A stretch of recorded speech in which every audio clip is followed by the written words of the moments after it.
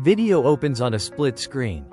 On the left, a figure in silhouette hunches over a glowing chessboard, a single tear tracing a path down their cheek.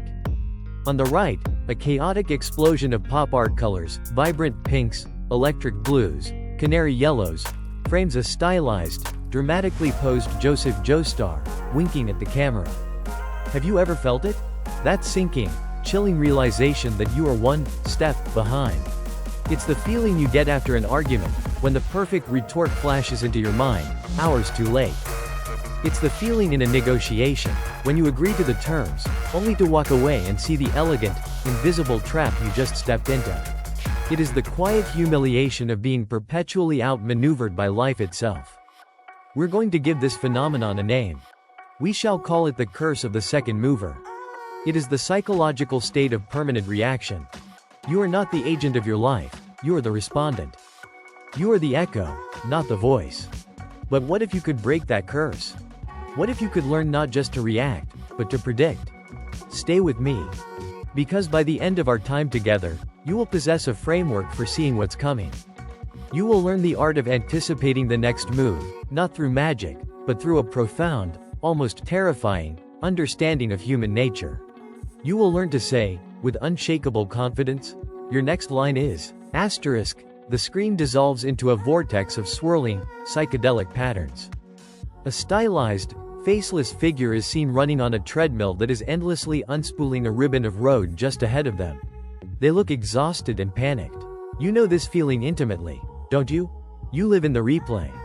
You spend hours dissecting past conversations, identifying the exact moment you lost control, the precise word that sealed your fate. I should have said this. I should have seen that coming. Your mind becomes a museum of missed opportunities, a library of battles lost before they even began. Think about your last performance review. You walked in with your prepared notes, your list of accomplishments. But then your boss asked a question from an angle you never considered. It wasn't an attack, but it was a perfect flank. And in that moment, your entire strategy crumbled. You weren't defending your value anymore, you were just defending. You were reacting. You were the second mover. Or consider a conversation with someone you love. You're trying to build a bridge, to connect. But you keep saying the wrong thing. It feels like they are operating from a script that you've never been given a copy of. They anticipate your arguments, they preempt your apologies. You feel utterly transparent, while they remain a perfect enigma. You feel, read. The immediate cost of this is obvious. You lose the argument, you don't get the raise, you fail to connect. But the hidden cost, the real poison of the second mover's curse, is far more devastating. It's the slow, quiet erosion of your self-trust. You begin to believe that you are simply not quick enough. You internalize the idea that others are naturally more clever, more perceptive. And so, you stop trying to lead the dance. You become passive. You wait for others to set the terms of engagement. Your predictability becomes your prison, a cage built from the fear of being outsmarted again. You become easy to read because you've convinced yourself you're incapable of being the reader. This is not a flaw in your intelligence. It is a flaw in your strategy. And today, we are going to dismantle it, with the help of a man who turned the entire world into his chessboard. Asterisk, a lightning-fast montage of Joestar's most iconic moments from Battle Tendency. Poses struck with impossible anatomy, colors flashing and inverting with every punchline and trick. The montage ends on a dramatic, Vogue-style pose. Joseph pointing directly at the screen, a mischievous grin on his face. Enter Joestar. At first glance, he appears to be a buffoon. A loud-mouthed, corner-cutting trickster who stumbles his way to victory. This is a fatal misinterpretation. To see Joseph as a mere clown is to be the fly that mistakes the spider's web for a hammock. His genius is not in his strength, but in his perception. And his signature technique, the seemingly psychic prediction of his opponent's next line, is the purest distillation of his philosophy. Your next line is not a magic trick. It is a psychological masterstroke. It is the final, triumphant declaration that he has completely and utterly solved you. So, how does he do it? How do we move from being the one who is read, to the one who reads? The Joestar method of predictive thinking is built on three foundational principles. Principle 1. The principle of inevitable patterns. Humans are not random number generators. We are creatures of profound, almost religious habit. We believe we are spontaneous, but we are, in fact, walking, talking bundles of predictable scripts. These scripts are written by our deepest drivers, our ego, our fears, our desires, and our pride. Joseph understands that every opponent, no matter how powerful, has an emotional engine. A pillar man's pride in his ancient power. A pompous warrior's vanity about his technique. A rival's desperation to be seen as an equal. These are not personality quirks, they are operating systems. And once you know the operating system, you can predict its outputs. The first step is to stop looking at what people do, and start decoding why they do it. Principle 2. The principle of the calculated provocation. It is not enough to passively observe these patterns. A hypothesis must be tested. This is where Joseph's seemingly childish taunts and infuriating antics reveal their true purpose. They are not random acts of annoyance, they are precision-guided psychological probes. He insults an enemy's honor to see if pride is their primary driver. He feigns weakness to see if arrogance makes them reckless. He offers a compliment to see if their ego makes them drop their guard. Each taunt, each joke, each retreat is a carefully calibrated experiment designed to elicit a specific reaction. He is not just fighting his opponent's body, he is running diagnostics on their soul. He pokes and prods not to injure, but to gather data, forcing them to reveal the source code of their behavior. Principle 3. The principle of the narrative reframe. This is the final, devastating move. When Joseph declares, "Your next line is," and his opponent helplessly, reflexively speaks those very words, something profound happens. The fight is no longer about who is stronger. It is about who is in control of reality itself. In that moment, Joseph shatters his opponent's sense of agency. He reveals to them that their feeling of free will was an illusion. They thought they were the author of their own actions, the hero of their own story.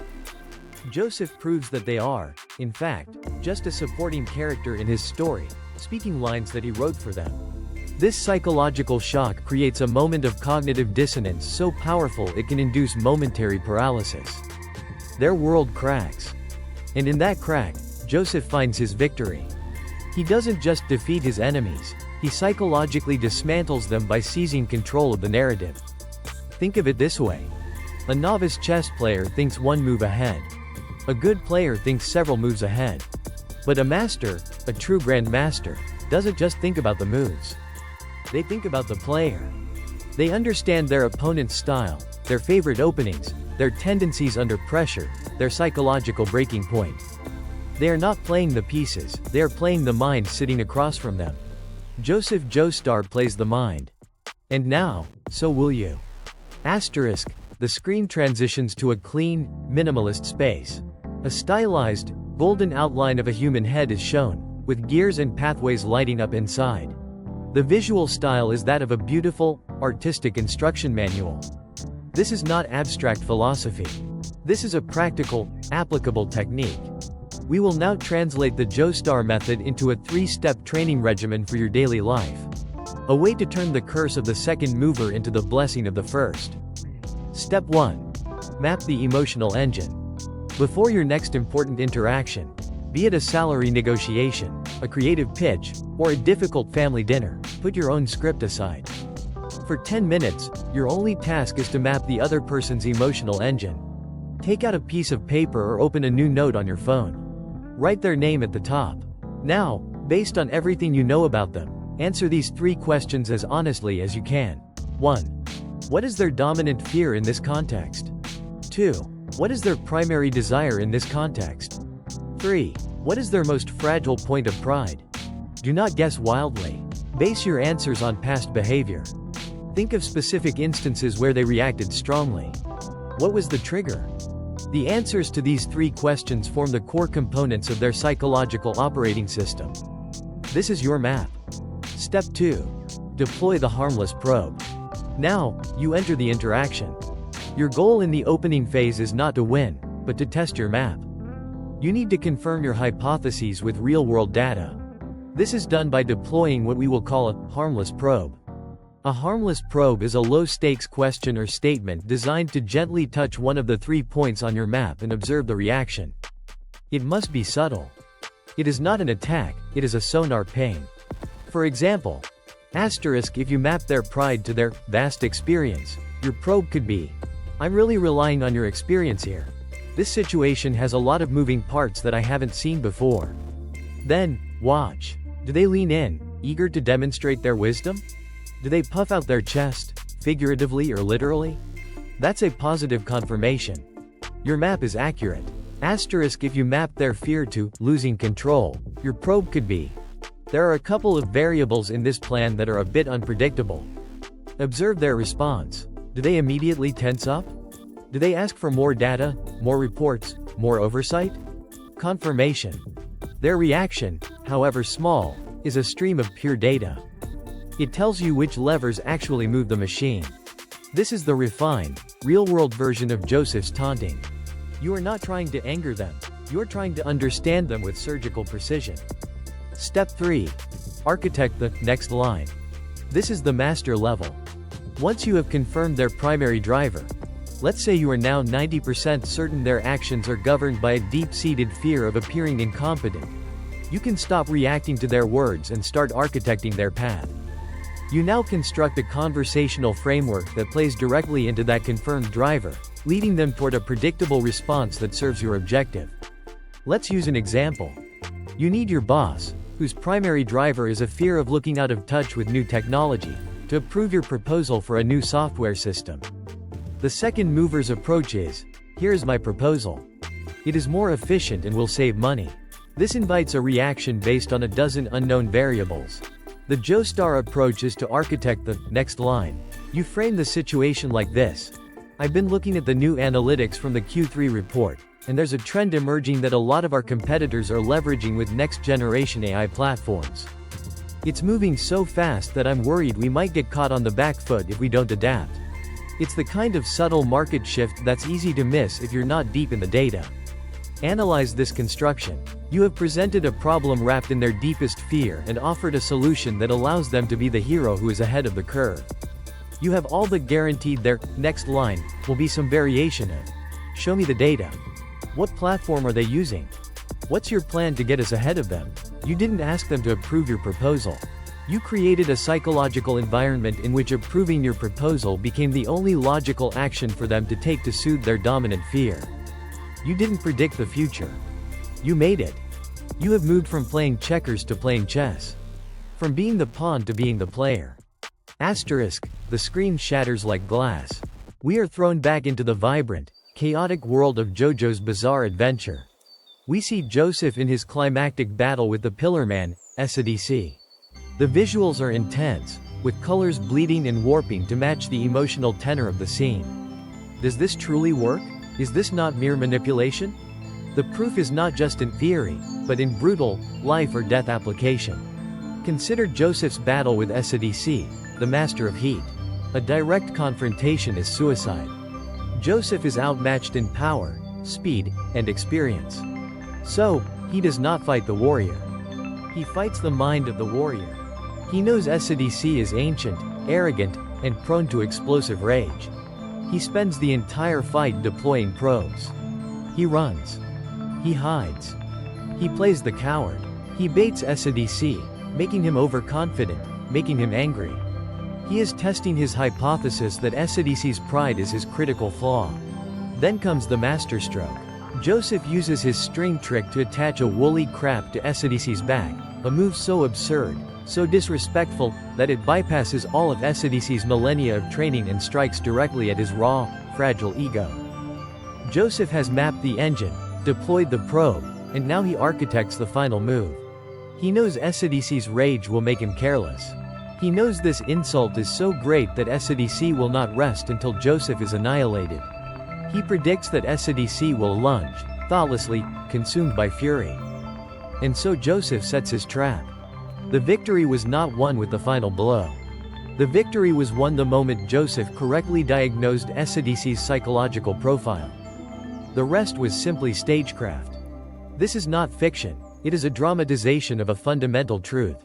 Sun Tzu wrote in The Art of War, All warfare is based on deception. But what is deception, if not the manipulation of your opponent's perception of reality? The greatest generals in history won not by having the bigger army, but by understanding the mind of the opposing commander and using that knowledge to architect a victory before the first sword was ever drawn. Modern psychology gives us a name for this: theory of mind. It is the ability to recognize and attribute mental states to others. Most of us use it to build empathy and cooperate. Joestar Weaponized. He develops a hyper-advanced, predatory form of cognitive empathy. He doesn't feel what you feel, but he understands exactly what you are feeling and how to use it to his advantage. This is not about becoming a manipulative sociopath. It is about understanding that in any human interaction, there are two games being played simultaneously: the surface game of words and actions, and the deep game of psychology and motivation. The curse of the second mover chains you to the surface game. The Joestar method gives you the key to the deep game. You must simply have the courage to use it. Asterisk. The screen fades to a calm, contemplative final shot. The flamboyant character of Joestar is gone. Instead, we see the viewer's own silhouette, but now they are calmly standing before the chessboard from the beginning. They reach out a hand, not to a piece, but to the king of the opposing side, a knowing smile on their face. You have the theory. You have the technique. You now understand that being one step ahead is not a gift, but a skill. A muscle that can be trained. So, the question is no longer can you break the curse, but will you? I want you to begin your training in the comments below. Tell us. Describe a time you successfully predicted someone's next line, or a moment you desperately wish you could have. What was the pattern you saw, or what pattern did you miss? Let's learn from each other's victories and defeats. And if you believe, as we do, that life is the ultimate strategy game, and that understanding its rules is the highest art form, then you have found your people. Subscribe to Golden Spirit. Join us, and let us master the game together, with intelligence, with courage, and always, with style. Your training is not over. Now that you have the tools to read your opponent, you must learn to become unreadable yourself. To control your own tells. That is why your next session is a critical one. It is our analysis of the Stoic Mind of Jotaro Kujo. How to master emotional control. Click the video on your screen now. Your next line is, let's continue.